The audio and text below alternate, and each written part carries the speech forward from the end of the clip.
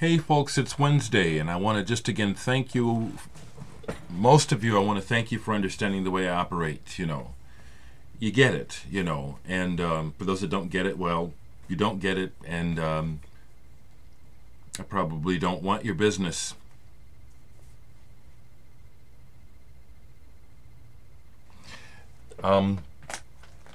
Since yesterday,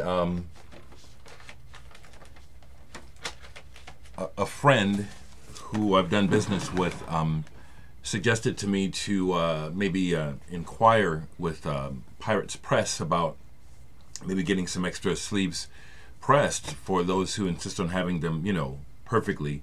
So I did inquire. I haven't heard anything back yet. We'll see. It's worth a try.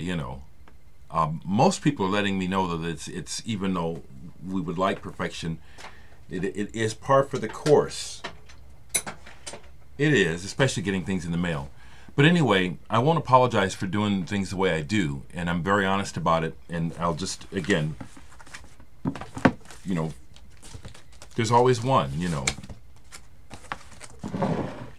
Yesterday I was vibing with people on Facebook about a few different records, and what I really got into playing, and I think I'll put it on in the background. Hopefully it won't.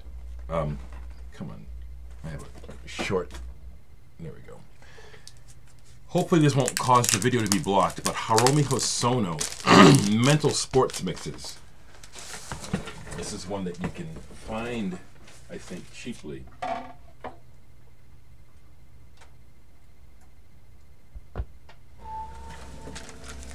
Hiromi Hosono is a big influence on me from Yellow Magic Orchestra. I don't try to sound like him, but he is just someone who has influenced my thinking on electronic music a lot. So this is in the background. I played this twice yesterday. Was getting off on some 10-inch records, and I played this 3 double grooved Dom 10-inch that I bought at Record Store Day, about a year ago? And this is kind of lo-fi surf kind of sounding pop. It was enjoyable. I like it. Another 10-inch that I found years ago used cheaply, so I bought it because it's on the Duotone label, is Hertzfeld, the sack. I bought it because it's on Stereo Lab's label, Duotone. And this is, I enjoyed this last night. I played both sides. It's kind of what I call ticky-tacky, minimal, kind of, not low budget, but pop music that is real simple. It's like people, they have good ideas. They're not the best players. It's not about the playing. Can't describe it much better than that, but I really enjoyed this. I think the band is Hertzfeld, the sack. I didn't post these, but I pulled these. Count Basie 10 inches, Dance Parade is one. I plan to look these up, actually. Count Basie. This one is real cool. Buck Clayton, Lester Young, Freddie Green on Mercury. And then I have one more on Epic. Count Basie and his orchestra. The old Count and the new Count. 10 inches. I also played all of side 1 of Philharmony by Hiromi Hosono. This is just amazing. This is amazing. This album is groundbreaking. I don't know the right word. This is amazing. Philharmony, Hiromi Hosono. Won't do it justice to play it. I've got some Hosono playing in the background. Remix. Even though it's moving slowly and minimally, if this intrigues you at all, this is seek this out. Hosono, the man. Played this last night on Audion, Jim Bart's Pictures of Earth and Space. The track on here, Color Stills, is fantastic. It's the whole album is wonderful, but that one track is, for my taste, just about perfect. Incredible. And you can hear this online on YouTube. Just look up Jim Bart's Pictures of Earth and Space. Fantastic music. Another amazing album that was pulled as a result of vibing with people online, Renaissance, Scheherazade. And this is a German pressing on RCA, which when I already had the album when I saw this. I had it on US Sire, but I had never seen the album as a gatefold, and I had never seen it on the RCA label, so I had to get it. And this is a fantastic album, as Renaissance listeners know.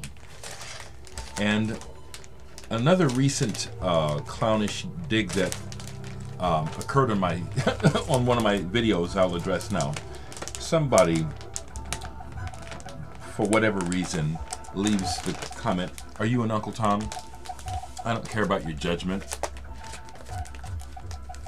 I can listen to what I want, okay?"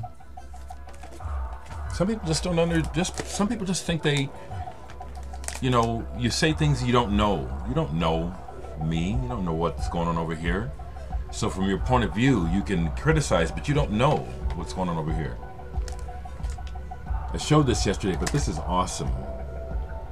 Cosmic Crowd Hits. Got to talking about Nick Drake. This is a reissue of Pink Moon. Really well done. This is everyone knows about Nick Drake now thanks to a commercial, which says a lot about how much people actually listen to music. If you want to get me going, I knew about Nick Drake when he first came around. I had 5 leaves left when it came out. Due to my madness to cocaine and other problems, I got rid of it, but I have this, and now reconnected. Lithops, Script, people behind the band Mouse on Mars. This is kind of a fun soundscape album. I like this. Continental Circus by Gong.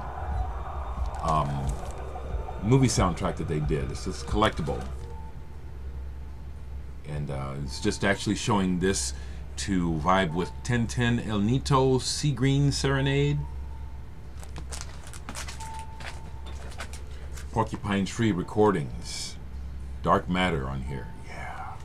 This is the K-Scope 2011 reissue. Porcupine Tree is an example of a band who, when Colin Maitland was in the band, he could groove. Gavin Harrison is a good drummer, but there is no booty in his drumming. Not that it needs to be, but I'll tell you what, if it was there, I would appreciate it. Flat butt beat is what I call Gavin Harrison. He's an amazing drummer. No groove, no ass moving in that mood music. Played this the other day, Fat City, Reincarnation. This is one that I found years ago used, and I bought it because it's on the Probe label. That's why I bought it. Now, it's Bill and Taffy, who were the people behind the big American hit Afternoon Delight. That's probably going back before many of you all's time. But before they had that hit, they were a folk act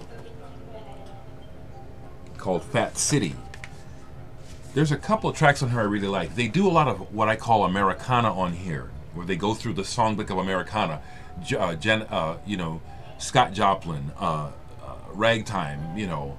They do it well, but I for one, don't enjoy Americana. You know, some people are really comforted by it. I'm not. So when they veer off of the Americana and do something kind of original, like on the song Easter Island, that's the standout track on this album for me and makes it worth it for my collection. Fat City, Reincarnation. See if there's anything else. Oh yes, and the other day I played this, and it's really not fun to listen to, but I'm going to keep it. Karen Finley. Tales of Taboo. Karen Finley is or was a performance artist, I believe from New York, who is way on the cutting edge. I first heard about her through the Industrial Music Handbook put out by Research, which I do have. But, you know, she would do performance art with garbage, stuff that, you know, that you would never touch, you know, really filthy. And that's the same with this record. It's like the music is put together by Robert Gorel of DAF, and she just talks profanely over it, you know, just sounds like she's just trying to get a rise out of someone. So it's really not much fun to listen to, but it's an oddity, and I'll keep it as a result. That's what I have to show. Once again, it appears that for most of you people, you understand my transparency about how I'm doing my business. I'm a one-man operation. I am struggling. I'm doing the best I can, you know. And so thank you, the great majority of the world, for understanding that this is not your typical way of doing business, but I'm telling you exactly what's going on over here. So thank you for your love and appreciation. Thank you very much.